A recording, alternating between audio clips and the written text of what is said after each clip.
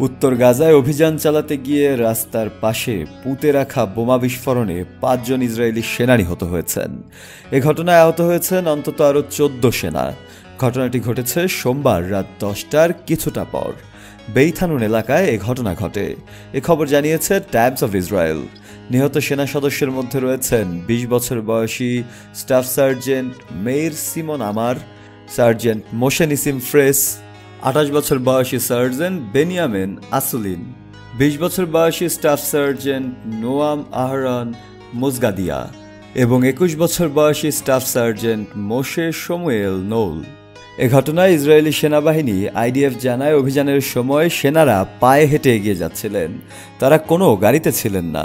যে এলাকায় বিস্ফোরণ ঘটে তার ওপর আগে থেকেই আকাশপথে নজরদারি চালানো হয়েছিল। নেটজা উহিয়েদা ব্যাটালিয়নদের সেনারা বেইত হানুন এলাকায় ৬৪৬তম রিজার্ভ প্যারাট্রুপার্স ব্রিগেডের সঙ্গে যৌথভাবে গাজা ডিভিশনের উত্তর ব্রিগেডের অধীনে এই অভিযান পরিচালনা করছিলেন।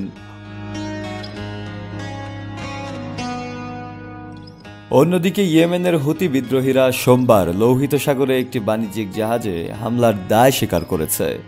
হামলার শিকার গ্রিসের মালিকানাধীন লাইবেরিয়ার পতাকাবাহী ম্যাজিক সিস নামের জাহাজটি ক্ষেপণাস্ত্র, ড্রোন এবং মানবহীন নৌযান নিয়ে লক্ষ্যবস্তু করা হয়।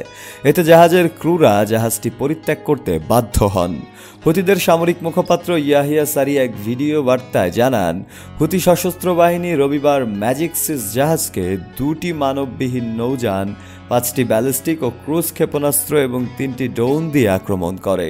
উল্লেখ্য, মে মাসে যুক্তরাষ্ট্রের সঙ্গে একটি সমঝোতার পর হুতিদের ওপর মার্কিন হামলা কিছুদিনের জন্য বন্ধ ছিল, তবে কয়েক সপ্তাহ পর এটি ছিল হুতিদের প্রথম বাণিজ্যিক জাহাজ লক্ষ্য করে চালানো হামলা। শফেল মাওলা, কালের কণ্ঠ।